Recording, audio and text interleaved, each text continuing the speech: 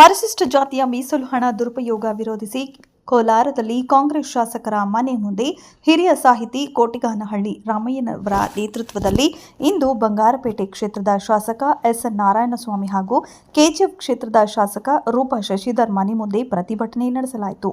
ಹೌದು, ರಾಜ್ಯ ಸರ್ಕಾರವು ಪರಿಶಿಷ್ಟ ಸಮುದಾಯದ ಎಸ್ಸಿಪಿ ಟಿಎಸ್ಪಿ ಅನುದಾನ 25,000 ಕೋಟಿ ಪಲ್ಲಟ ಮಾಡಿರುವುದನ್ನು ವಿರೋಧಿಸಿ ಹಾಗೂ ಅನುದಾನ ದುರ್ಬಳಕೆ ಬಗ್ಗೆ ಮೀಸಲು ಕ್ಷೇತ್ರದ ಶಾಸಕರು ಈವರೆಗೆ ಧ್ವನಿ ಎತ್ತಿಲ್ಲ, ಪ್ರಶ್ನಿಸಿಲ್ಲ. ಪರಿಶಿಷ್ಟ ಸಮುದಾಯಗಳಿಗೆ ಮೀಸಲಿಟ್ಟ ಅನುದಾನ ಕಾಂಗ್ರೆಸ್ ಸರ್ಕಾರದಲ್ಲಿ ದುರ್ಬಳಕೆಯಾಗಿದೆ. ಈ ಹಿಂದೆ ಬಸವರಾಜ ಬೊಮ್ಮಾಯಿ, ಬಿಎಸ್ ಯಡಿಯೂರಪ್ಪ, ಎಚ್ಡಿ ಕುಮಾರಸ್ವಾಮಿ, ಜಗದೀಶ್ ಶೆಟ್ಟರ್ ಮುಖ್ಯಮಂತ್ರಿಗಳಾಗಿದ್ದ ಅವಧಿಯಲ್ಲಿ ಬಳಕೆ ಮಾಡಿಕೊಳ್ಳದ ಹಣವನ್ನು ಈಗ ಬೇರೆ ಉದ್ದೇಶಗಳಿಗೆ ಸುಮಾರು 2.56 ಲಕ್ಷ ಕೋಟಿ ಬಳಕೆ ಮಾಡಿಕೊಳ್ಳಲಾಗಿದೆ.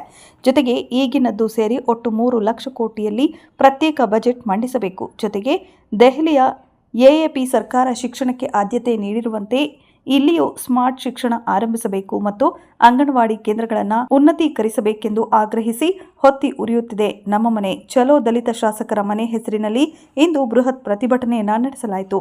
ಈ ಪ್ರತಿಭಟನೆಯಲ್ಲಿ ಪರಿಶಿಷ್ಟ ಸಮುದಾಯದ ಹಿರಿಯ ಮುಖಂಡ ಮಾವಳ್ಳಿ ಶಂಕರ್, ನೂರಾರು ಸಂಘಟನೆಯ ಮುಖಂಡರು, ಕಾರ್ಯಕರ್ತರು ಭಾಗಿಯಾಗಿದ್ದರು.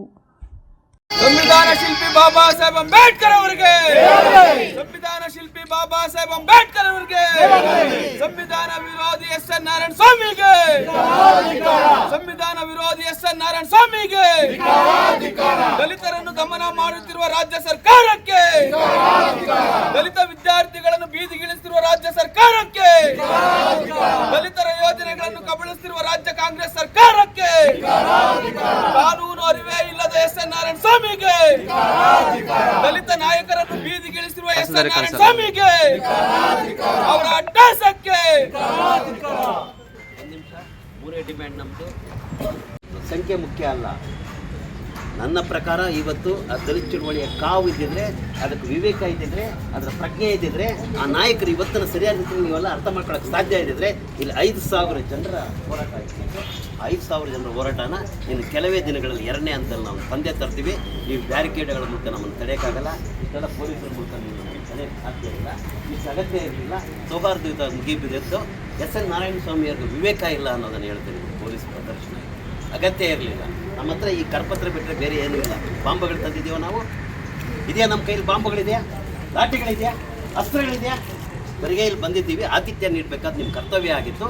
ನೀವು ನಮ್ಮ ಸವಲತ್ತಿನ ಮೂಲಕ ಆಗಿರೋರು. ನಿಮ್ಮ ಈ ಮಹಲಿಂದ ಹಿಡ್ಕೊಂಡು, ನಿಮ್ಮ ಅಧಿಕಾರದಿಂದ ಹಿಡ್ಕೊಂಡು, ನಿಮ್ಮ SN ಸಿಟಿಯಿಂದ ಹಿಡ್ಕೊಂಡು ಎಲ್ಲ ಸಂಪತ್ತಿಗೂ ಮೂಲ ಕೂಡ ಬಾಬಾ ಸಾಹೇಬ್ರು ಕಲಿಸಿರುವಂಥ ಈ ಮೀಸಲಾತಿ ಸವಲತ್ತು. ನೀವು ಏನೇನು ಕೊಟ್ಟಿದ್ದೀರಿ ದಲಿತ ಸಮುದಾಯಕ್ಕೆ ಅನ್ನೋದನ್ನು ನೀವೇ ಒಂದು ಶ್ವೇತಪತ್ರ ಕೊಡಿಸಿ ನಾರಾಯಣ ಸ್ವಾಮಿ ಅವರೇ.